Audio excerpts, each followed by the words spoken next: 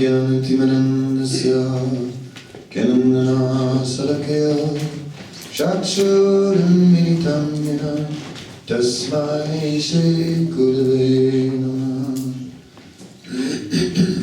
Shri Chaitanya Manavishtam Stapitam Yena Bhutale Swayam Rupakanamaya Dadati Swam Shri Krishna Chaitanya Prabhu Nityananda Shri Advaita Gadadhara Shri Vasadi Gaura Hare Krishna Krishna Krishna Hare Hare Hare Rama Rama Rama Hare Hare Namo Vishnupadaya Krishna Pristaya Bhutale Srimate Bhaktivedanta Swami Niti Namine Namaste Saraswati Devi Gauravani Pracharine Nirvishesha Shunyani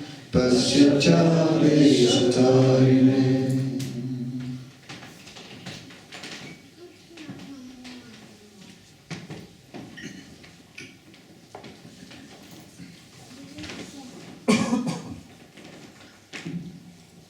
Once Srila Prabhupada visited New Vrindavan, and at that time New Vrindavan was not very developed, and he came there in the evening, and there was a road which was going through the valley, and it was a very rough road. It was more a path, actually. There were rocks and pits and this and that. So they thought it was difficult for Srila Prabhupada to walk. So they had Srila Prabhupada in a palanquin. They were carrying him, 4 devotees were carrying Prabhupada. And then the evening came, and the devotees, they were carrying torches. And in this way, the whole kirtan was going on. And it really looked like a pastime of the spiritual world. And devotees were greatly ecstatic. And one devotee was at a little bit of a distance and thought, I want to be closer. I want to be closer to Prabhupada. And then this devotee went right next up to Prabhupada, only to realize that I'm still not close to Prabhupada. Even although I crossed all this distance, I'm still not close because he is so exalted. How can I understand him? But Prabhupada gave everyone glimpses into the spiritual world. In 1977, Prabhupada's health was not good, and Tamal Krishna Maharaj was taking care of Srila Prabhupada in Vrindavan along with other senior devotees. And at one point, Tamal Krishna Maharaj was seeing if Prabhupada's going to stay in Vrindavan, he just gets into the mood of leaving this world, you know. I mean, he's sort of detached, and then, you know, he just feels like going, leaving his body. So Tamal Krishna Maharaj thought, maybe it's better if I bring Prabhupada to the West, because then he gets like the preaching spirit again, and then, you know. So therefore, somehow or other, he convinced Prabhupada to go on a preaching tour. And they were going to go to England first, and then to America. So it was very difficult for Prabhupada to travel. They put like a mattress in the back of the car, and somehow or other, he managed to bring Prabhupada to London. And in London, in the Bhaktivedanta manor, Prabhupada was also still not well, so he came down. He was wearing sunglasses because he could not take the light, and he looked very skinny. But at one point he came down, and the devotees, they were dancing in front of the Vyasa-san. And Prabhupada, before, many times in kirtans, he had played kartals on the Vyasa-san, or the gong. But But this time he didn't play anything. All that he did was he moved his finger like this on the kirtan. And as he moved his finger, please, Betye, aye, Ida, Kusi. As he, please, as he moved his finger, all the devotees just became wild. And just the moving of his finger, everyone was like jumping through the ceiling. It was just amazing. Because Prabhupada had that potency, that purity, that presence. Just moving his finger, and everyone danced. Srila Prabhupada was not an ordinary person. Several devotees had dreams about Srila Prabhupada, and I also once had a dream about Srila Prabhupada. And in this particular dream, Srila Prabhupada was very tall. He was huge. In fact, his head was touching the clouds. He's very big. And of course, his head tilted back a little bit, looking aristocratic. Then I saw that in the front of his cloth there was a pocket. And in that pocket, there were the leaders of ISKCON. Krishna Maharaj, Hare, and Bhagavan, all the big leaders were in there. They were small. And they were like in the pocket, looking over the edge. Right? And then they were arguing with each other. No, we should go this way. No, that way, this way, that way. Kept on walking. Nothing could. And it helped me, that dream. To see things in perspective, you know what I'm saying? I mean, many great leaders, absolutely. I mean, I bow to their feet, right? But still, you know, Prabhupada is like the spiritual giant, right? There is no doubt about it. He is that personality who just guides us all and benevolently sort of sometimes look down. And this way, we are all being blessed.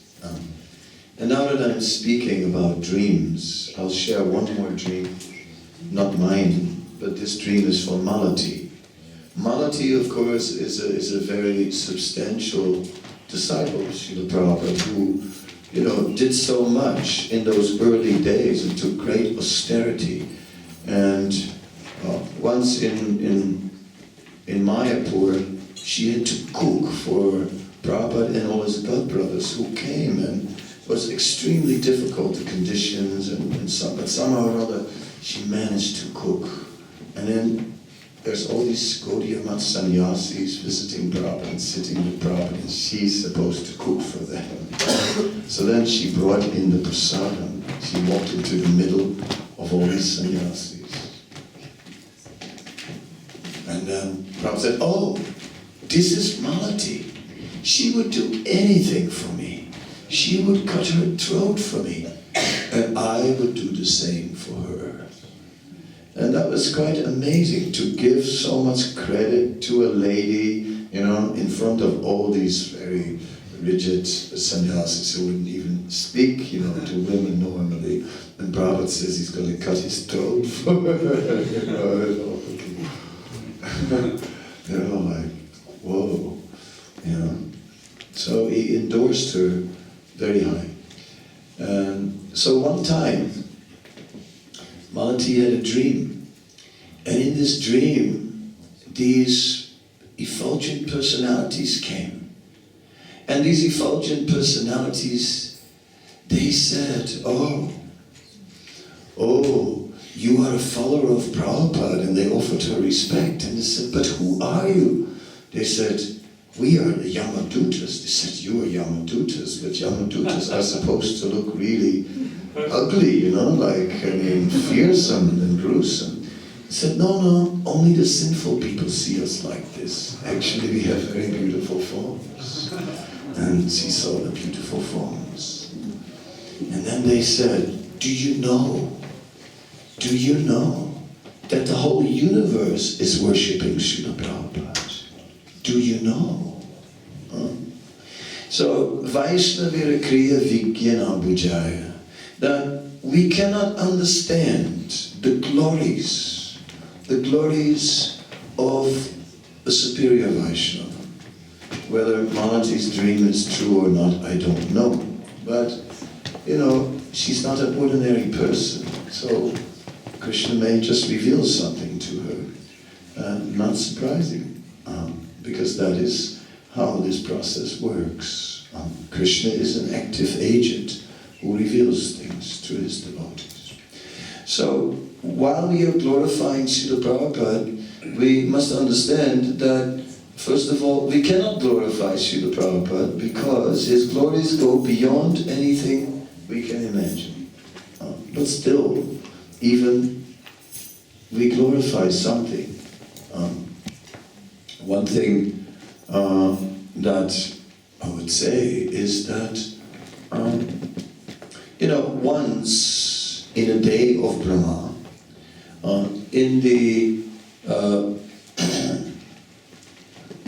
7th Manvantar, in the 28th Divya Yuga, Lord Krishna appears in the Dwapara Yuga, in this world, followed by Sri Chaitanya Mahaprabhu. And it is stated in the Chaitanya Bhagavat,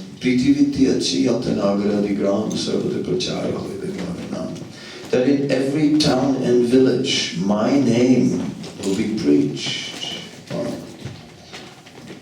So, Lord Chaitanya himself, he traveled extensively over India, but he never came to the West. So, he did not fulfill this saying from the Chaitanya Bhagavat. But Prabhupada did it. Prabhupada went from east to west and brought Krishna consciousness to the Western world. And in order to do so, he made some adjustments. His spiritual master had already paved the way. His spiritual master had already paved the way to being a modern Vaishnava.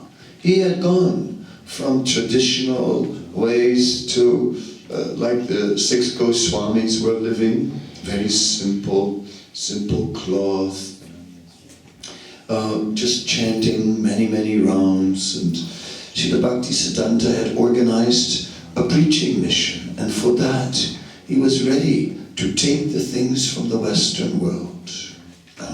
He drove in a car. Srila Bhaktisiddhanta said, no one should fly in planes, only the Vaishnavas. I agree with that. I think that's a good statement. I'm for it. Anyway, so, but who was flying in planes? Which Vaishnava Acharya was flying in planes? It was Srila Prabhupada. Satsvarup Maharaj in his Prabhupada Leela Amrita refers to Prabhupada as the jet age Parivrajak Acharya. Flying around the world 14 times in 11 years. That is something Srila Prabhupada did. Srila Prabhupada widely preached everywhere and brought the holy name to the Western world. But not only that, he also brought a support structure. One time Srila Prabhupada was flying through Athens, but he was only in transit, so he never came out of the airport. But still, one devotee was visiting Greece, and he convinced local young people to have a kirtan with him. And there was a kirtan outside the airport, and Prabhupada, although Prabhupada never came out, he heard the kirtan. And he commented later, he said, surely Krishna consciousness will be successful. Yeah?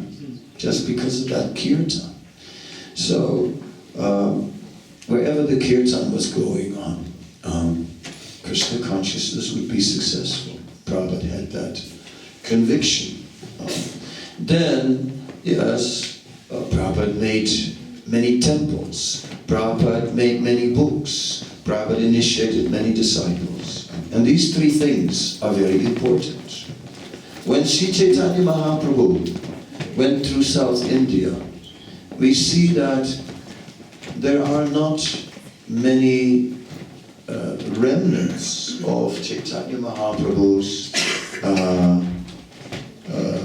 presence in South India. We don't see that there were many temples. Because when Chaitanya Mahaprabhu went to preach in South India, he did not have with him any books. He did not initiate anybody. And he did not make any temples.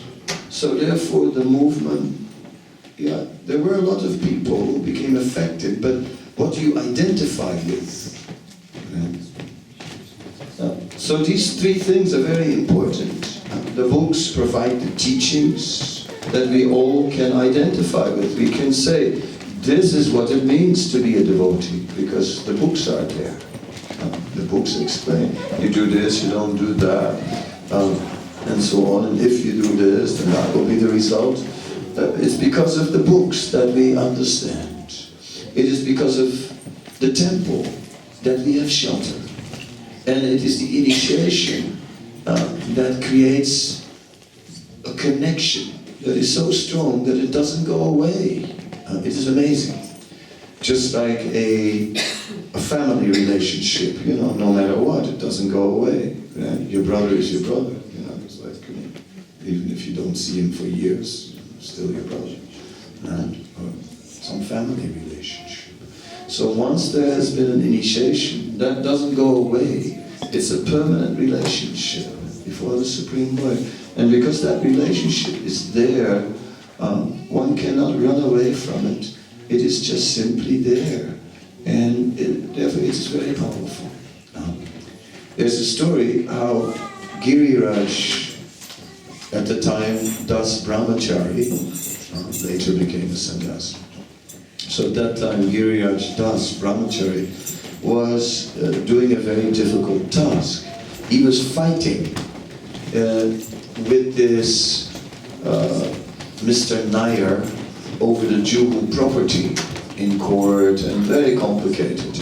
And well, Giriraj was the son of a very big American lawyer. Right? So he grew up in that atmosphere, you know, of like his father being a lawyer. So he naturally picked up something, right? And therefore he naturally was quite good at legal affairs, and he became the main man representing the legal cases. And because he was good, Mr. Nair began to see this Giriraj is a problem. So one day, you know, in Bombay there are many wealthy, important people, and part of the preaching is to connect with all these influential people. So Giriraj went to some social function to connect with all these people.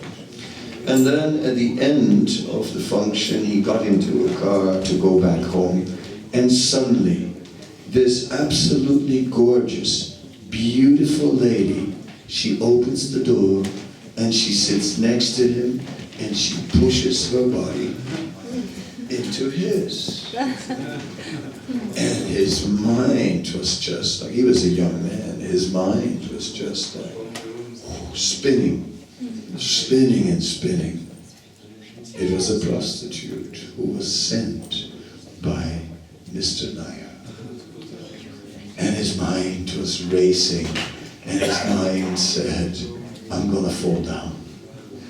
I'm finished. I'm gonna fall down, this is it, it's over. And then he thought, oh, but what? What if Prabhupada will hear the news? He will be so disappointed. No, I cannot fall down. And that day, Prabhupada saved him. Just that relationship saved him. Because there was love, see? Because he had love for Prabhupada, not only respect, right, but love. Because Prabhupada had been so kind to him, Prabhupada had cared for him, Prabhupada had actually given him everything, and therefore he felt, no, I cannot disappoint you. I cannot disappoint you. So that is the relationship with the spiritual master. In the beginning, it begins out of duty. The scripture says that the spiritual master is the direct representative of the Supreme Personality of Godhead. In this way, we must follow. But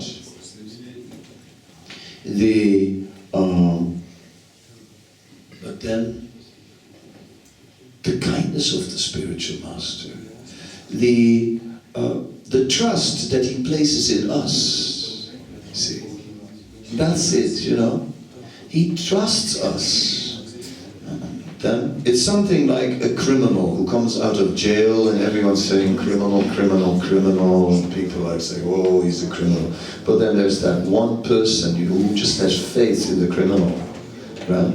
He says, no, he's going to change his life, right? And then that criminal, because this person has faith, will do it. We are like that, you know. And the spiritual master has faith in us. He puts his faith in us. More faith he has in us than we have in him. We're sort of thinking, yeah, well, he's okay. And I hope he'll stay okay. And so on, you know. He has absolute authority. I mean, that's scary. Even your parents don't have absolute authority, right? If your parents say, you must do this, you can say, no, I'm not doing it. But with the spiritual master, as soon as you do it, it's an offense, and you get reactions, and so it's intense. But the spiritual master is placing his faith in the disciple. And that is what Prabhupada did. One very amazing statement is when a journalist asked Srila Prabhupada, how many disciples do you have? And Prabhupada said, I don't have any. Krishna sent me many spiritual masters. And then he wrote letters also where he explains the same point, that actually all these disciples are my spiritual masters.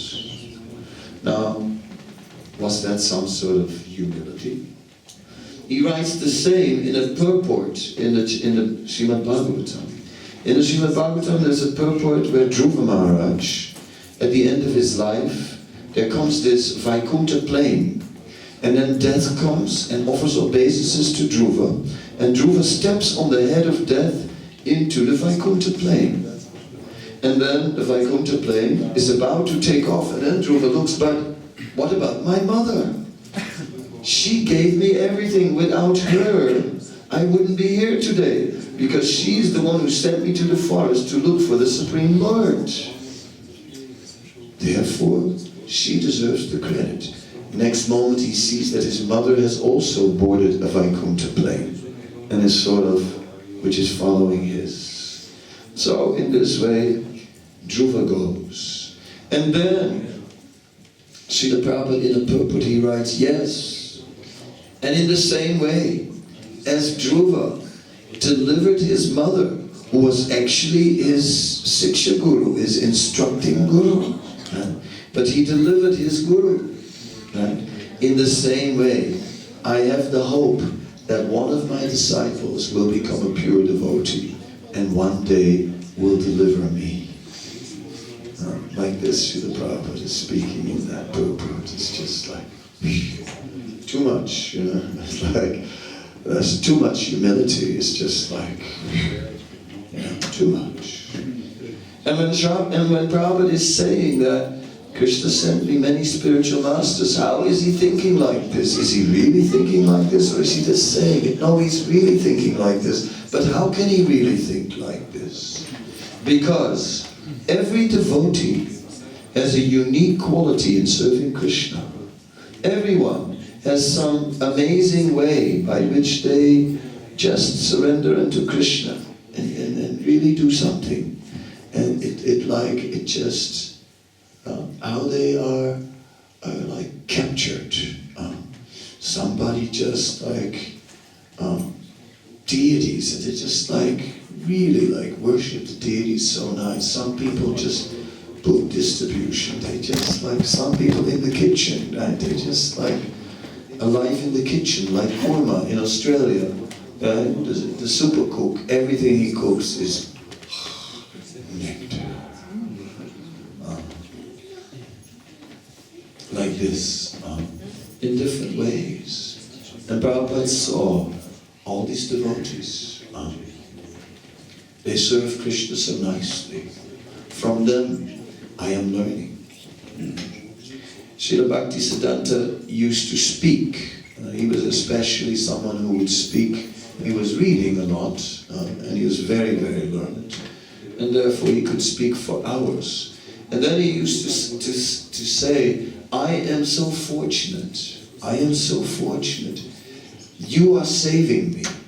Because all of you are giving me the opportunity to speak about Krishna. And without you, I would be fallen. But because you so kindly give me this opportunity to speak about Krishna, therefore I can remain protected by that Krishna katha.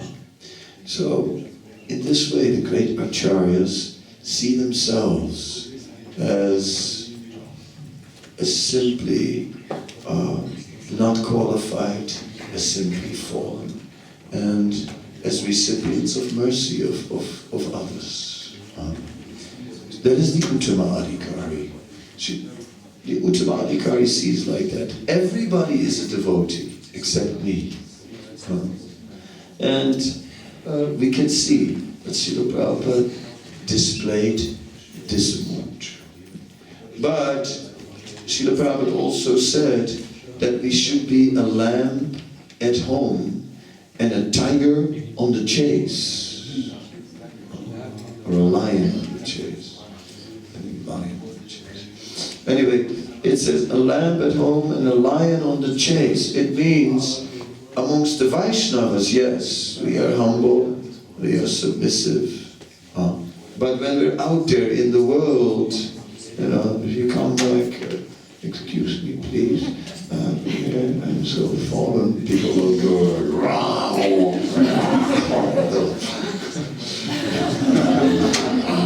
They'll eat you for breakfast.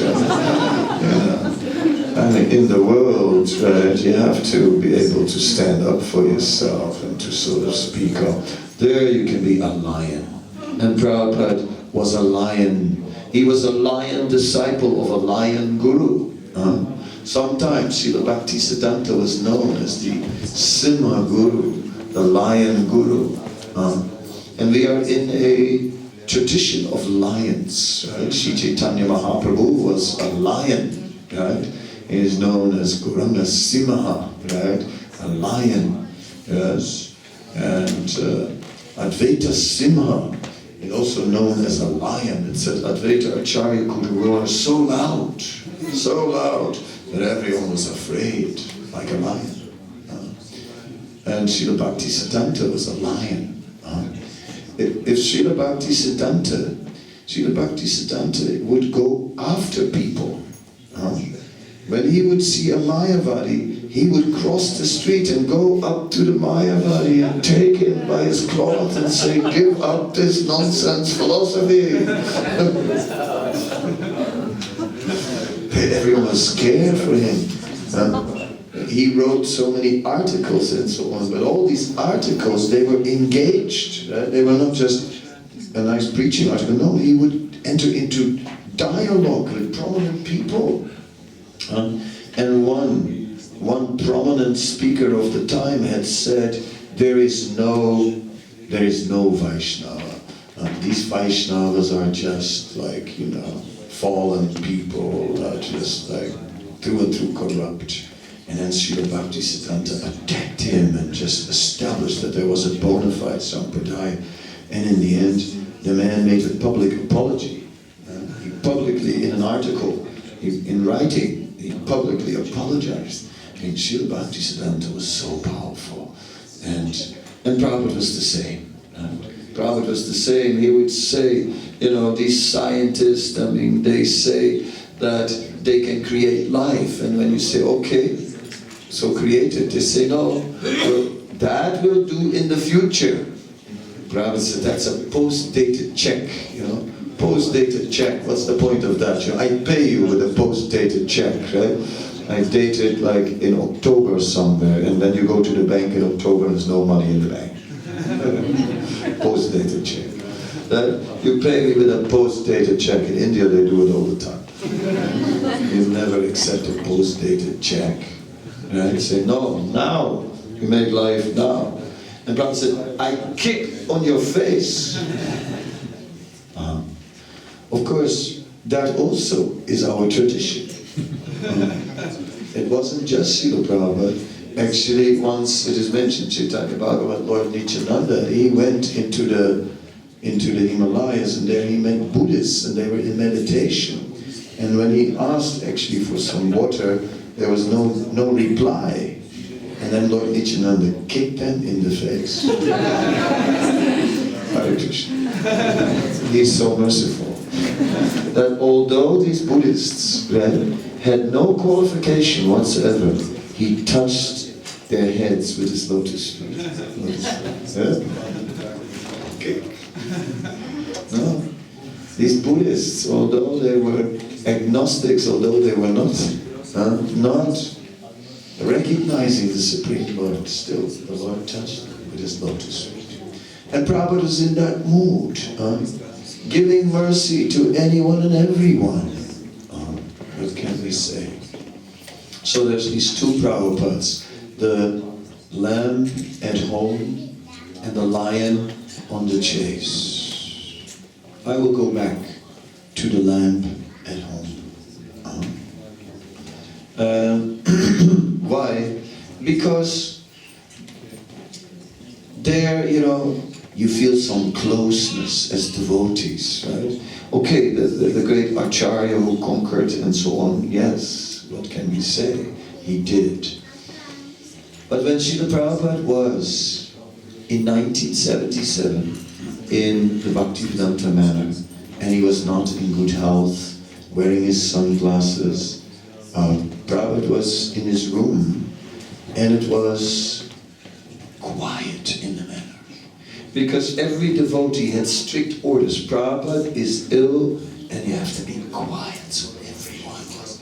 Even the floors, which are just like here in Ljubljana, even the floors were not squeaking. No. Everyone was trying to be quiet. And then, then the German devotees came. And they were the Sankirtan devotees. In those days, the Germans were #1 in the world. They were like the big book distributors. And they came. And they made a lot of noise. And all the local devotees said, shh, Prabhupada is resting, he's not well. Said like, no. They said, no, we're going to see Prabhupada. Said, oh, no, Prabhupada is not well, he's not seeing anyone. No, he will see us, And a message was sent to Prabhupada, the German Sankirtan devotees are here, they want to see him. Prabhupada said, send them up. Yes. And then, this is what Manidhar describes. Manidhar says, when he came into the room, he saw Srila Prabhupada there. And it was such a shock.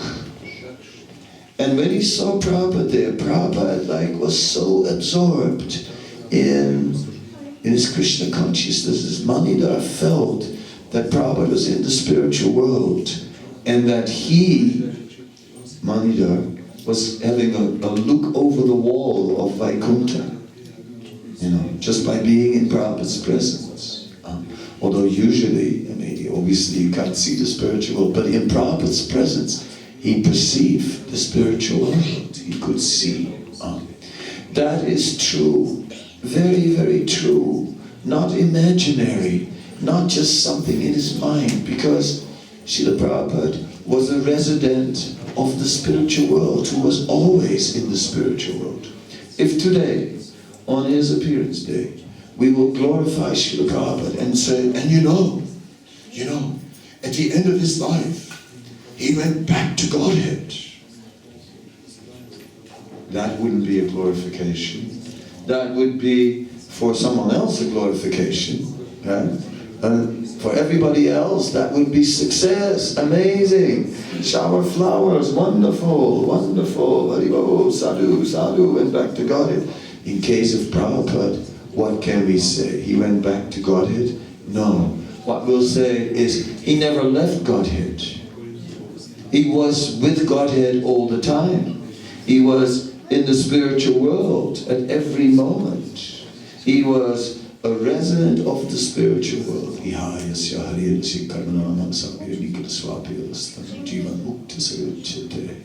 So he was in the material world, but as a resident of the spiritual world. And as such, Prabhupada was preaching. And he was in New York. And Prabhupada said in New York, oh, I am from Vrindavan. It's such a wonderful place. It's not like New York, which is like such a hellish place. No, from Vrindavan. Yes, he was tolerating. It sounds romantic, preaching to the hippies on the Lower East Side. But when I look at the video, and I see these people, then I think, oh, I can't imagine that I would have to live with them, preach with them, but live with them. But Prabhupada lived with them. He lived with them. This made all the difference. No one ever did. Some Swami came, gave a lecture, but Prabhupada lived with them and therefore purchased them. He was just such a high-class personality, just living with them, and therefore, yes, they all became devotees. And in this way, Prabhupada, yes, made devotees by fully giving himself. That was the most amazing thing. Then, in due course of time, Prabhupada brought his disciples to Vrindavan. And it was a glorious moment, because the residents of Vrindavan, they understood what he had done. And who could understand what Prabhupada had done? But they understood, you have taken this transcendental knowledge from Vrindavan, and you have gone to the West, and you have somehow or other transformed these people into Vaishnavas. And they glorified him, and the mayor of Vrindavan came, and many prominent personalities, and they all glorified Prabhupada. And Prabhupada was so happy to be with his own people, the rich Basis, and to just share with them and to receive this respect from them.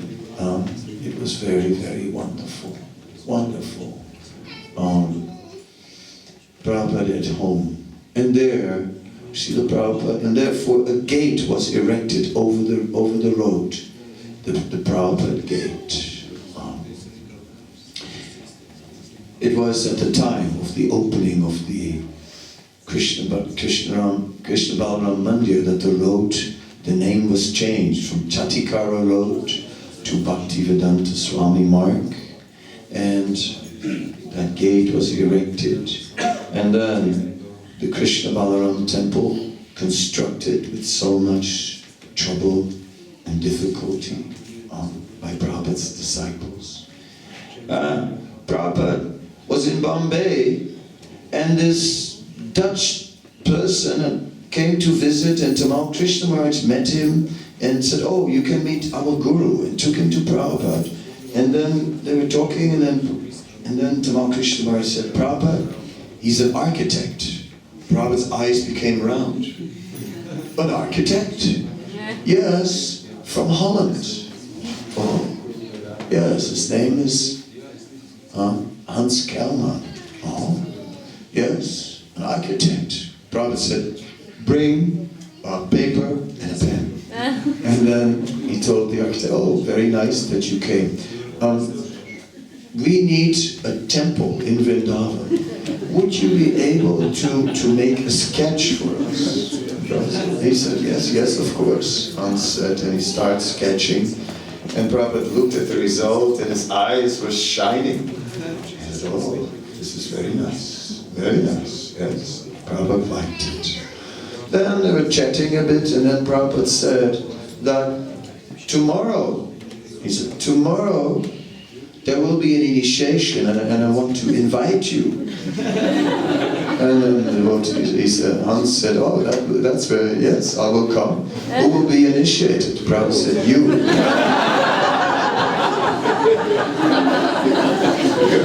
He kidnapped him. He just kidnapped him. And then,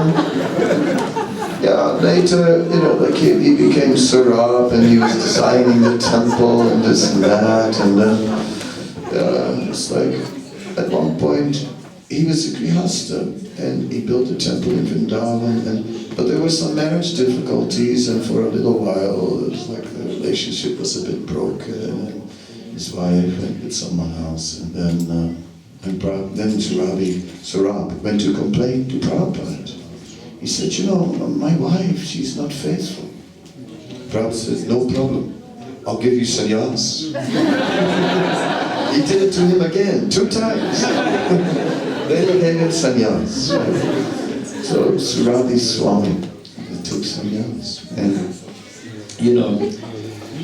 yes, then somehow or other, in those days, I was traveling in India and looking for spiritual life, but I couldn't find it. I went to the Tibetan Buddhists, and I wasn't impressed. I went to the Shivananda ashram. I couldn't stay there for longer than 5 minutes. Get out of there. Rishikesh, too much. Badrinath, I was up there. All these, and it was just also commercial, and I felt like, no. Benares, all the Mayavadis. I just couldn't find it. I was looking and checking it out. But somehow or other, I had gone back to Holland, and one friend of mine, who was kind of spiritually inclined, one day disappeared. He just disappeared. And then we heard he was in the Hare Krishna temple. So I sort of went to check it out, and if it was necessary to save him, So I went to the temple, and he was very happy there. I could see there was no need to save him, and he told me, "Next time you go to India, you must go to Vrindavan." I already had a ticket, actually, to go, So I said, "Yeah, sure." And I went. I went to Vrindavan. And I came in Mathura, and I came there, and I walked to Vrindavan, and somehow or other, I came in via Chatikara, right? And I walked over the road, and I walked through that Prabhupada gate, right? And entered into Vrindavan. And I came into the Krishna Balaram Mandir, and I saw there, right? I saw there how devotees were, it was evening, and they were bowing to a plant. And I'm going, whoa,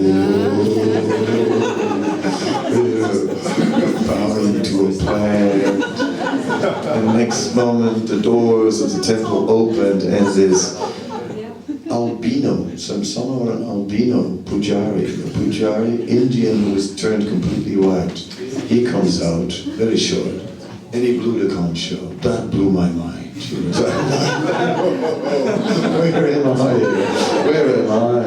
And then the doors opened, and then there were the deities, and they were so beautiful. My hair stood on end at that time. And I was overwhelmed. I felt Krishna's presence so strong in Vrindavan. It was just amazing. But then I stayed in the temple, and it didn't take me long to realize that even more than the presence of Krishna was the presence of Prabhupada. Prabhupada was so present there, so completely present everywhere, every inch. There was his house, there were the pictures on the wall, there were even some of the pictures that the disciples had given to him of their deities in their temple, just to remind Prabhupada, visit our temple. And that you could see the whole loving relationship was there. Pictures of Vrindavan were there, Krishna Balaram, and oh, it was just incredible. There was the Tamankri tree where he used to sit. There were the deities of Krishna Balaram on the altar where Prabhupada was offering the first arati. And many devotees say, although Dhananjaya doesn't agree, but many devotees, he has a different version, but many devotees say that Prabhupada didn't blow the conch, and that straight after offering the peacock fan at the time of the first arati, he immediately turned to the audience, walked up to the railing, because there are these railings in Vrindavan, and started preaching to the audience. Srila Prabhupada, what can we say? At home, and he was beaming, so happy in Vrindavan. And then somehow or other I joined there in that Vrindavan. And one thing in Vrindavan was the bell. You know, Prabhupada during his time had arranged, there was this bell at the entrance, and this bell had to ring on the hour and on the half hour. And it had to be done by the chokidars, the guards. Now chokidars are people, you know, you gotta be kind of lazy to sit on a chair the whole day. So it's not the most active people most of the time. And you know, it's not a high-paid job, so they're simple people, and it's very hard to get them to ring the bell in time, if not impossible. But this was Prabhupada's system, and Prabhupada said, I will judge the management of this temple by the ringing of the bell. And it has to ring on time. And then when I joined, very quickly, I became involved in the management of the temple, and I became in charge of the bell. And that bell had to ring in time, and it was impossible. Impossible. And Prabhupada was strict. Once he called his secretary in the middle of the night, and he said, you hear that? So I listened. I hear nothing. Prabhupada said, that's right, the bell is not ringing. So serious about that bell, and then it was my turn to make this bell ring in time, and it was too much. And sometimes, I tell you, it has happened that the whole bell fell down. It has happened that the rope broke, and that we were up there with a hammer banging on the bell to make sure that the bell was in time, because the bell had to ring in time no matter what, hell or high water, the bell has to ring, you know. Is the bell ringing in time? Even today, to tell you the truth, I'm still responsible for the ringing of the bell, because I'm still a member of the Vrindavan Executive Committee, and therefore that bell is still under my care. And when I'm in Vrindavan, I'm still watching it, and I'm keeping an eye on the bell, even from a distance. And if I would hear that the bell is not ringing in time, It's ringing okay. if it's not ringing okay, let me know anytime. I get those jokes. If you don't ring this bell in time, I'll cut your mouth. I've done it many times. Yes. So, in this way, it was actually Surabi from Holland who engaged me in this service, and who later also engaged me in the service of Srila Prabhupada in his Samadhi in Mayapur, which was the most personal service I ever did. So in that way, I got the mercy. One last thing, when the deity of Srila Prabhupada was installed in his Samadhi, because there were so many people, you know, the bathing ceremony in the Samadhi itself was no space. So we decided, okay, we'll do it in the temple, so that in the courtyard, so that everyone can see.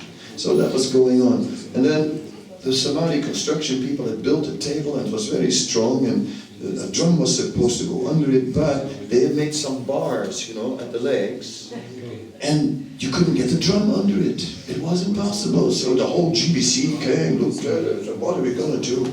So finally he said, no problem, I'll go under it with buckets, and my man will make a chain of buckets, and we'll do it. Well, we'll do it. So we did it. And I tell you, I'll never forget that Abhishek, you know.